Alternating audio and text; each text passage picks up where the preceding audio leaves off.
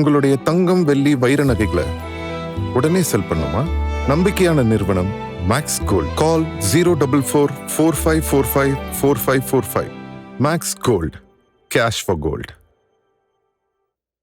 வணக்கம் my dear zonemates, welcome to Shafi zone. நான் உங்க ஷஃபி அண்ட் இன்னைக்கு நம்ம பார்க்க போறது ரீல்ஸ் அண்ட் மீம்ஸ் கொடுமைகள். அதிகார பகிர்வு செய்யப்படும்.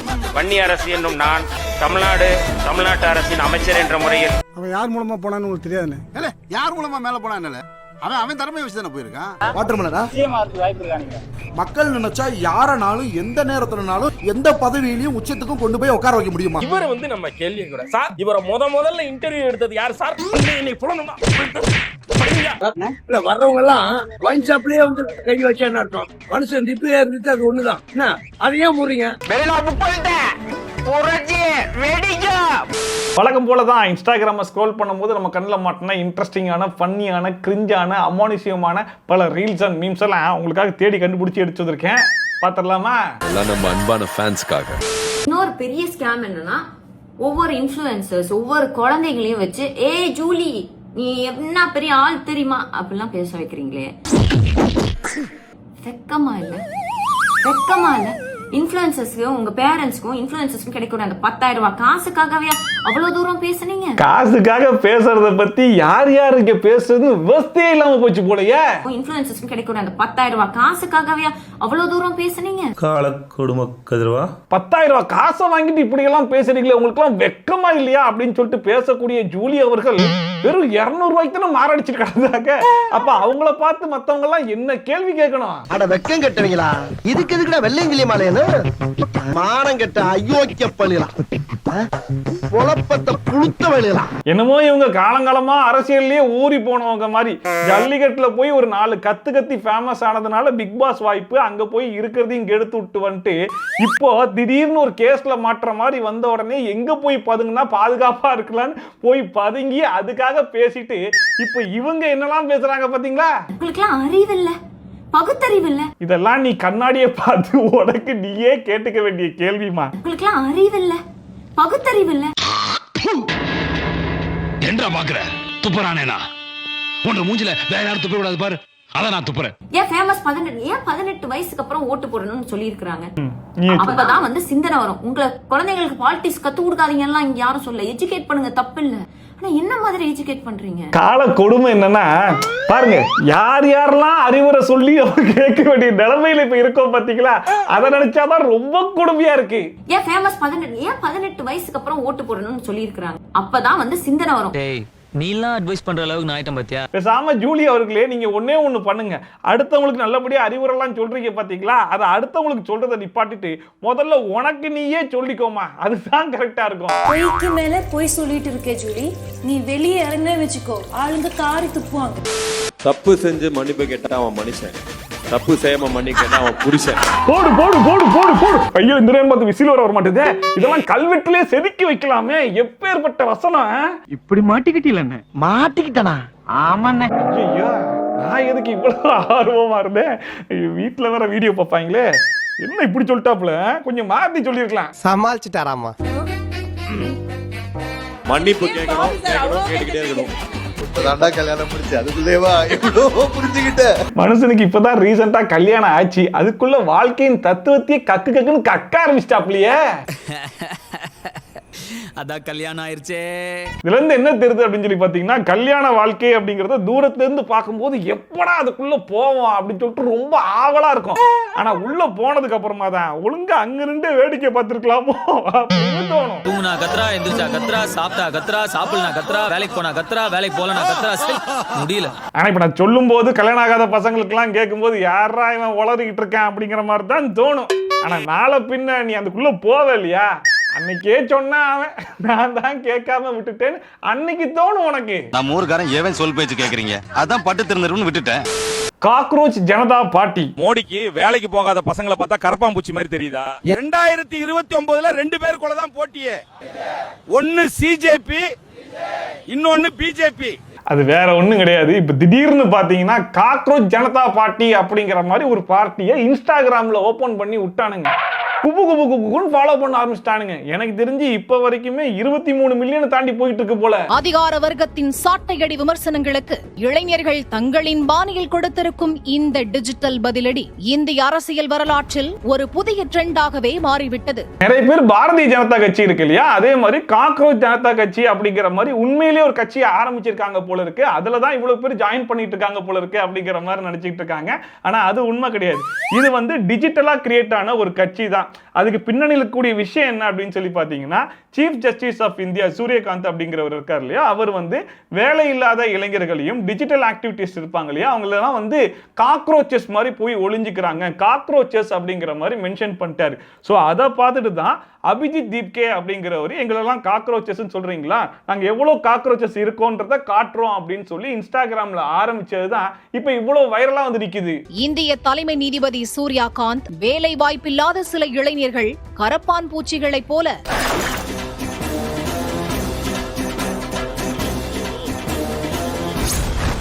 ஜென்சி கிட்ஸை ஒன்றும் சாதாரணமெல்லாம் எடை போட்டுறாதீங்க. அவங்க நினைச்சா எப்பேற்பட்ட மாற்றத்தையும் கொண்டு வரலாம் அப்படிங்கிறத மறுபடியும் ப்ரூவ் பண்ணிக்கிட்டு தான் இருக்காங்க. ஃபார் எக்ஸாம்பிளுக்கு தமிழ்நாட்டையே எடுத்துக்கலாம். ஏன்னா இதுக்கு முன்னாடி வரைக்கும் 2 மிகப்பெரிய கட்சிகள் தான் தமிழ்நாட்டை ஆண்டுகிட்டு இருந்தாங்க. இதுக்கப்புறமும் அவங்க தான் தொடர்ந்து ஆள போறாங்க மாறி மாறி அப்படிங்கிற மாதிரி இருந்த நிலைமையெல்லாம் ஒட்டச்சி புதுசா ஒரு கட்சியை எங்களால கொண்டு வர முடியும் அப்படிங்கிறதையும் ப்ரூவ் பண்ணி காமிச்சிருக்காங்க. அதுவும் 3 வருஷத்துக்கு முன்னாடி ஆரம்பிச்ச ஒரு கட்சி தான். அது ஆரம்பிச்சு இப்போ வந்து தளபதி விஜய் வந்து சிஎம்மாவே வந்து ஆயிருக்காரு இல்லையா. அந்த மாதிரி சாதாரணமா எங்களை வந்து காக்ரோச்சஸ்லாம் நீங்க சொல்லிட முடியாது.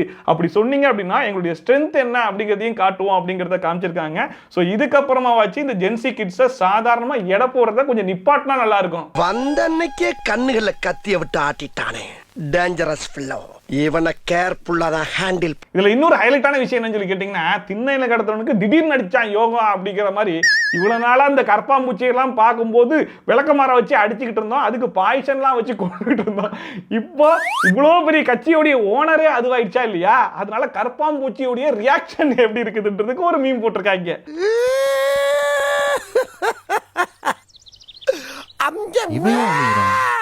ஆனா இதுல விஷயம் என்னன்னா, இப்ப கற்பாம்பூச்சி தூக்கி வச்சு இம்புட்டு பேர் கொண்டாடிட்டு இருக்காங்கன்ற விஷயம் கற்பாம்பூச்சிக்கே தெரியாது. என்ன கொடுமை சரவணன். தெரபிஸ்டா பாசில் ஜோசப் போதும்டா அப்படிங்கிற மாதிரி ரீசெண்டா பாசில் ஜோசப் உடைய இன்டர்வியூ பார்த்தவங்களுக்குலாம் தெரிஞ்சிருக்கும். தெரியாதவங்க இப்ப பார்த்து தெரிஞ்சுக்கோங்க.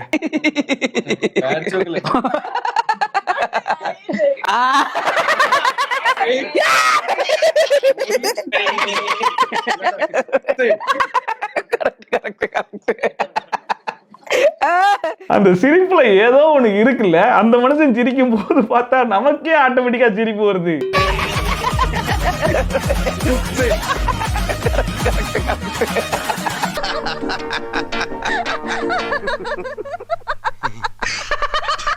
தமிழ் சினிமாலையுமே நிறைய கேஷுவலான ஆக்டர்ஸ்லாம் இருக்கத்தான் செய்யறாங்க. ஆனா இந்த அளவுக்கு யாராச்சும் இருக்காங்களா அப்படிங்கிறது தெரியல.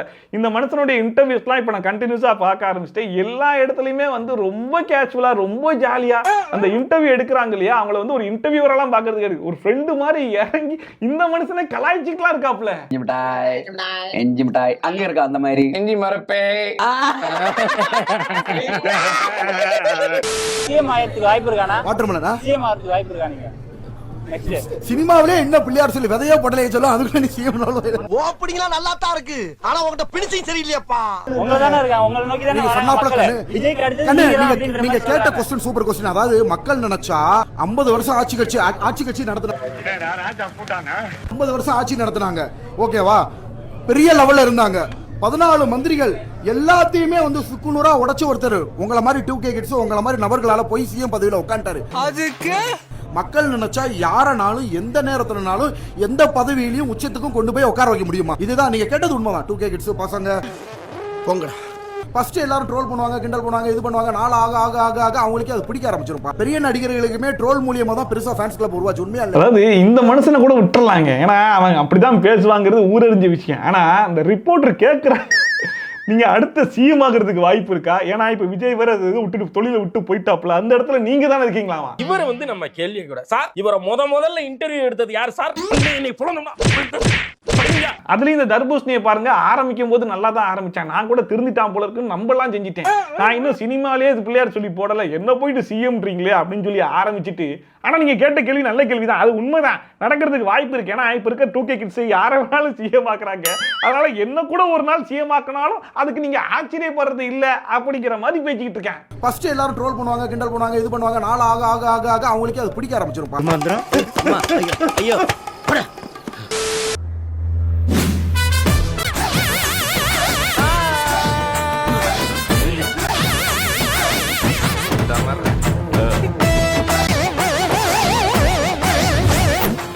இப்படி கத்தி கத்தியே அவனை வர வச்சுட்டே மாமா. இனிமே அவன் கால்ல விழுந்து கெஞ்சி கேட்டாலும் போக மாட்டானே. ஐயோ பாவுஜி, என்ன பார்க்காம ரொம்ப ஏங்கி போயிட்டியாமே, ஆளே சுருங்கிட்டேன். சவுக்கு சங்கர் வந்து ரிலீஸ் ஆயிட்டாப்ல, நிறைய பேர் நியூஸ் பார்த்துருப்பீங்க. நான் ஒன்றும் சவுக்கு சங்கருக்கு சப்போர்ட் பண்ணிலாம் பேசல. ஆனா ஒருத்தர் பேசுறாரு அப்படின்னா அந்த பேச்சுரிமையை நீங்க கண்டிக்கலாம். ஆனா இவன் வெளியே இருந்தா நம்ம வந்து அந்த எலெக்ஷன் டைம்ல கொஞ்சம் குடைச்சல் கொடுத்துட்டு இருப்பான் அப்படிங்கிற ஒரே ஒரு காரணத்துக்காக ஏதாச்சும் ஒரு கேஸை போட்டு அவனை கொஞ்ச நாளைக்கு உள்ள வைப்போன்ற மாதிரி வைக்கிறாங்க பாத்தீங்களா, அதுதான் பிரச்சனையே. ஏன்னா சவுக்கு சங்கர் மட்டும்தான் இந்த மாதிரி பேசிக்கிட்டு இருக்காரா அப்படின்னு சொல்லி கேட்டீங்கன்னா அதெல்லாம் கிடையாது. டிஎம்கேக்கு ஆதரவா எக்கச்சக்கமான பேர் எத்தனையோ இடத்துல போய் பேசுறாங்க, எத்தனையோ இடத்துல போய் அவங்கிட்டயாச்சும் ஒரு வம்பெல்லாம் இழுத்துட்டு கடத்துல இவங்களே போய் கேஸ் கொடுத்து அவனை உள்ள அமைச்சுக்கிட்டே இருந்தாங்க. இதை போன ஆட்சியில நிறைய பேர் பார்த்துருப்பாங்க. ஈவன் எனக்குமே கமெண்ட் செக்ஷன்ல நிறைய பேர் கேட்குறீங்க, இதுக்கு முன்னாடி நீ பாலிடிக்ஸ் பத்தி பேசினதே கிடையாது, இப்போ எதுக்கு பேசுற அப்படின்னு. இதுக்கு முன்னாடி பேசியிருந்தா சவுக்கு சங்கர் நிலைமை தான் எனக்கும் வந்திருக்கும். எதிரில் இருக்கிறவன் கூட இருக்கிறவன் எல்லாருக்கும் நம்ம மேல பயம் வரணும். நம்ம கட்சிக்காரன் கூட இடுப்பு அளவுக்கு குனிஞ்சு கும்பிடணும். ஸோ ஒரு வழியா சவுக்கு சங்கர் வெளியே வந்துட்டாப்ல. அந்த மனுஷன் சும்மாவே ஆடுவாப்ல. இப்போ சலங்கையை வேற காலில் கட்டி விட்டுருக்காங்க, சொல்லவா வேணும். மாற்றம் என்பது சொல் அல்ல செயல். நிறைய பேர் ஏதோ மாற்றத்துக்காக கட்சி ஆரம்பிச்சிருக்கேன்லாம் சொல்றாங்க. ஆனா எந்த மாற்றத்தையும் எங்களால பார்க்கவே முடியலையான்னு கண்ணை மூடிக்கிட்டு நிறைய பேர் கேட்டுக்கிட்டு இருந்தாங்க இல்லையா, அவங்களுக்காக புதுசா ஒரு மாற்றமும் வந்திருக்கு. இப்பயாச்சும் கண்ணை திறந்து பாருங்கன்னு சொல்றான். முடிஞ்சா கண்ணை திறங்க, கொஞ்சம் பாருங்க. அரசியல் பங்குன்றத பத்தி அது தமிழ்நாட்டுக்கு ஒத்து வராது அப்படிங்கிறது எங்களுக்கும் தெரியும், அவங்களுக்கும் தெரியும். நம்மளை நம்பி நம்மளோட களம் காண வர்றவங்களுக்கும் ஆட்சி அதிகாரத்துல பங்களிப்பு தந்து அதிகார பகிர்வு செய்யப்படும். வன்னி அரசு என்னும் நான்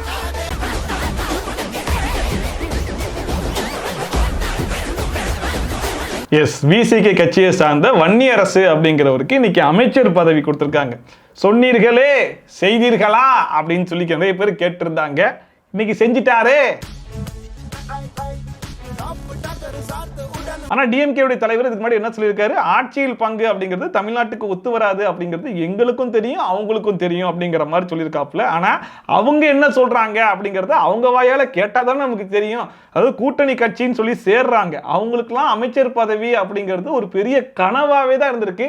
அந்த கனவு இன்னைக்கு நிறைவேறி இருக்கு. அதை நான் சொல்லல, அவங்களே சொல்றாங்க, கேளுங்க. எங்கள் கனவு நனவாகி இருக்கிறது. தமிழகத்தில் கூட்டணி ஆட்சி மலர வேண்டும் என்று 2016 நாங்கள் தமிழகத்தில் கூட்டணி ஆட்சி என்கிற ஒரு கருத்தரங்கத்தையே ஒருங்கிணைத்தோம். தொடர்ந்து 10 ஆண்டுகளாக இதை பற்றி பேசி வந்தோம். இன்றைக்கு அது நனவாகி இருக்கிறது. 10 வருஷமா பேசி எதுவும் நடக்காதது இந்த வாட்டி அந்த கூட்டணியில இருந்தாலும் தாவேகாக்கு வெளியிலிருந்து ஆதரவு தருகிறார்கள் அப்படின்னு சொல்லிட்டு தான் உதயநிதி ஸ்டாலின்லாம் வந்து சொன்னாப்புல. நீங்க வெளியிலிருந்து ஆதரவு கொடுத்தாலும் நான் சொன்ன வாக்கை காப்பாத்துவேன் அப்படின்னு சொல்லிட்டு அவங்க கட்சியில இருந்து வன்னியரசு அப்படிங்கிறவருக்கு இன்னைக்கு அமைச்சர் பதவியை கொடுத்திருக்காங்க. வன்னி அரசு என்னும் நான் தமிழ்நாட்டு அரசின் அமைச்சர் என்ற முறையில் அவன் யார் மூலமா போனான்னு உங்களுக்கு தெரியாதுன்னு. யார் மூலமா மேல போனான்னு அவன் திறமை வச்சு தானே போயிருக்கான். அண்ட் விசிகே கட்சியாச்சு ஆரம்பிச்சு 30 வருஷத்துக்கு மேல ஆகுது. அவங்களுடைய 30 வருஷ கனவு இன்னைக்கு நிறைவேறி இருக்கு அப்படிங்கிற மாதிரி ஒரு பக்கம் இருக்குது. இன்னொரு பக்கம் பாத்தீங்கன்னா IUML அப்படிங்கிற கட்சியுமே தாவேகா கட்சிக்கு வந்து ஆதரவு கொடுத்திருந்தாங்க இல்லையா, அந்த கட்சியை ஆரம்பிச்சு கிட்டத்தட்ட 60 வருஷத்துக்கு மேல ஆகுது. இது வரைக்கும் ஒரு அமைச்சர் கூட அந்த கட்சியில இருந்ததே கிடையாது. முதல் தடவையா அவங்களுடைய 60 வருஷ கனவு நிறைவேறி இருக்கு. ஏன்னா ஷாஜகான் அப்படிங்கிறவருக்கும் அமைச்சர் பதவி கொடுத்திருக்காங்க.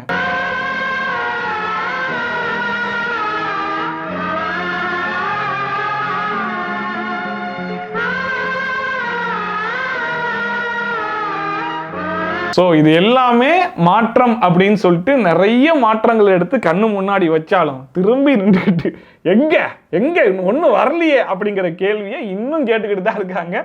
கேட்டுக்கிட்டே இருக்கும். இங்க மாற்றம் வந்துகிட்டே இருக்கும். செஞ்சிட்டியா? மொத்தமா செஞ்சுட்டியா? அண்ட் ஆல்ரெடி வந்து 717 டாஸ்மாக் வந்து மூடப்படும் அப்படிங்கிற மாதிரி சொல்லிட்டாங்க. அண்ட் இதுக்கப்புறமும் ஸ்கூல் பக்கத்துலையோ இல்லை காலேஜ் பக்கத்துலையோ இல்லை வந்து ஹாஸ்பிட்டல் பக்கத்துலையோ டாஸ்மாக் இருக்குன்னு சொல்லி கண்டுபிடிச்சி யாராச்சும் வந்து கம்ப்ளைண்ட் பண்ணாங்கன்னா அதுவுமே மூடப்படும் அப்படிங்கிற மாதிரிலாம் சொல்லிக்கிட்டு இருக்காங்க இல்லையா. ஒரு பக்கம் இதெல்லாம் நல்லது அப்படின்னு சொல்லி பொதுமக்கள் பார்த்தா அதனால பயனடைகிற பயனாளிகள் சில பேர் இருப்பாங்க இல்லையா, குடிமக்கள். அந்த குடிமக்கள் சில விஷயங்களை வந்து ஷேர் பண்றாங்க, அதை கேளுங்க. வர்றவங்க எல்லாம் ஒயின் ஷாப்லயே வந்து கை வச்சேன்னு அர்த்தம். மனுஷன் திப்பிலே இருந்துட்டு அது ஒண்ணுதான். என்ன அதையே முறீங்க? எவ்வளவு கொலைங்க நடக்குது, எவ்வளவு கொள்ளை அடிக்கிறாங்க, எவ்வளவு திருட்டு நடக்குது, எவ்வளவு பிரச்சாரம் பண்றாங்க, எவ்வளவு பண்றாங்க, கஞ்ச கத்துறாங்க, அது கத்துறாங்க, அதெல்லாம் பார்க்காம கை வைக்கிறீங்க நீங்க. அதாவது கொலை கொள்ளைன்னு சொல்லிட்டு நிறைய நடக்குதுன்னு சொல்லி சொல்றீங்க பாத்தீங்களா, இதுல பாதி பாத்தீங்கன்னா குடிச்சிட்டு தான் பண்றேன். ஒரு தப்பு நடக்குதுன்னா அந்த தப்பு எங்க இருந்து ஆரம்பிக்குது அப்படிங்கிற அந்த மூல காரணத்தை கண்டுபிடிச்சு தான் நிப்பாட்டுவாங்க. அப்படி கண்டுபிடிச்சுதான் இந்த மதுவை வந்து நிப்பாட்டலாம் அப்படிங்கிற மாதிரி யோசிச்சா அதுக்கும் போராட்டம் பண்றாங்களா. மனுஷன் திப்பிலே இருந்துட்டு அது ஒண்ணுதான். என்ன அதையே முறீங்க? காலையிலே கோட்டை அடிக்கலாம் இருந்தா கடை மூடி மூட் அவுட் பண்ணீங்களா? என்ன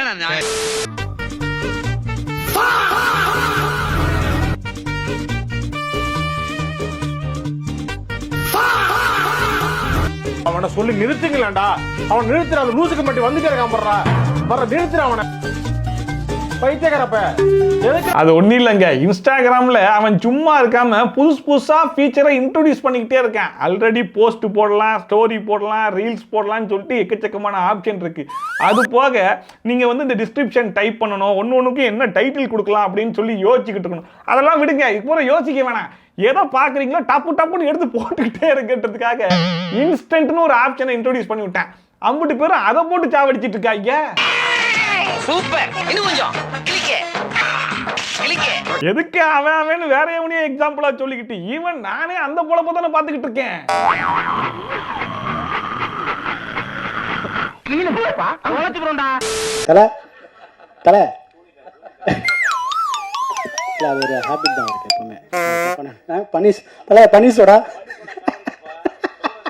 இல்லை, அதாவது அந்த மனுஷன் ஒரு பெரிய டைரக்டர் தான். அந்த மனுஷன் வந்து யதார்த்தமாக தான் எல்லா இடத்துலையும் இருப்பாப்புல, யதார்த்தமாக தான் பேசுவாருங்கிறதுலாம் ஓகே தான். ஆனால் இருந்தாலும் ஒரு மேடை நாகரிகம் அப்படிங்கிற ஒரு விஷயம் இருக்குதா இல்லையா?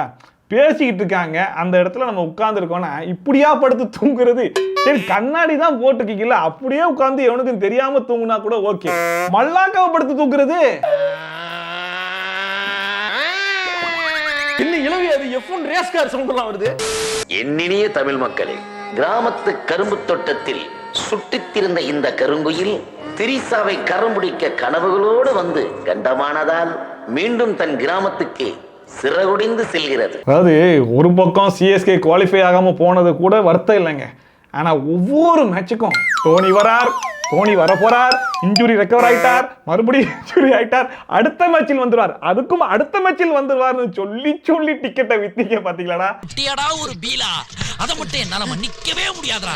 ஆனா சிஎஸ்கே உள்ள போறதுக்கு சிஎஸ்கேரெல்லாம் இந்த அளவுக்கு கால்குலேஷன் போட்டு போனான்னு தெரியாதுடா. ஆனா நான் மேக்ஸ் டியூஷன்லாம் போயிட்டு வந்து அவன் தோத்துட்டான், இவன் இவ்வளவு நெட் ரேட் எடுத்தான், இவன் தோத்துருவான், அவன் அவ்வளவு ரன் ரேட் எடுக்கணும், அது இதுன்னு என்னென்னமோ கால்குலேஷன்லாம் போட்டு பார்த்தேன். ஆனா எப்படி போட்டு பார்த்து கடைசி வரைக்கும் குவாலிஃபை ஆகலையடா.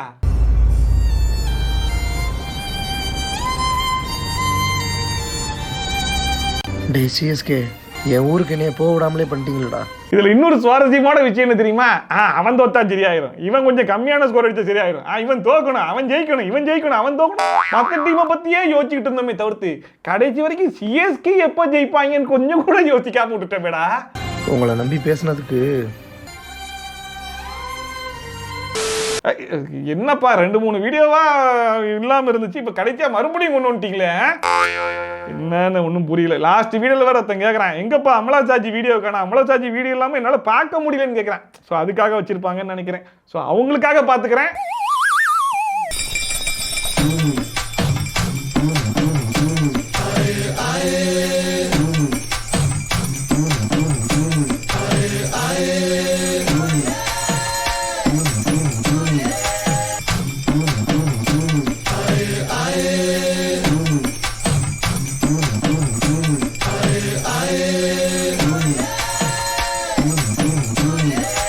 இதை பார்க்கும்போது எனக்கு ஒன்று தான் தோணுது, காலையில் பாத்ரூம் போராட்டா நானும் இப்படி தான் நெளிஞ்சுக்கிட்டு இருப்பேன்.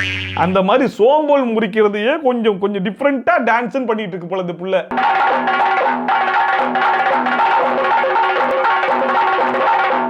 நானும் இந்த அமலா சாஜி வீடியோவை அவாய்ட் பண்ணுங்கடா, அவாய்ட் பண்ணுங்க அப்படின்னு எத்தனையோ வாட்டி சொல்லி பாக்குறேன். ஆனா கடைசி வரைக்கும் ஏன் இது பண்ண மாட்டாங்கன்னு தான் எனக்கு புரிய மாட்டேதுங்க. இது ஆக்ஷன் மேடம். மேடம் இது ஆக்ஷன். ஸோ எனிவே இன்னைக்கு வீடியோ பார்த்து கொஞ்சம் என்ஜாய் பண்ணிருப்பீங்கன்னு நம்புறேன். ஒருவேளை என்ஜாய் பண்ணீங்கன்னா அதை மறக்காம கமெண்ட் செக்ஷன்ல சொல்லுங்க. அண்ட் இதே மாதிரி ட்ரோல்ஸ் அண்ட் ரிவ்யூஸ்லாம் கண்டிப்பா பார்க்கணும்னு நினைச்சீங்கன்னா மறக்காம சப்ஸ்கிரைப் பண்ணிட்டு பக்கத்துல கூட பெல் ஐகான் டான் தட்டி விட்டீங்கன்னா நான் போற வீடியோ நோட்டிஃபிகேஷன்லாம் டான் டைம் கொஞ்சம் சேர்ந்துரும். ஸோ மீடியம் மாதிரி சூப்பரான வீடியோட சூப்பரான ரிவ்யூவோட சூப்பரான ட்ரோலோட சந்திக்க இந்த bye from Shafi. Tata bye bye and take care.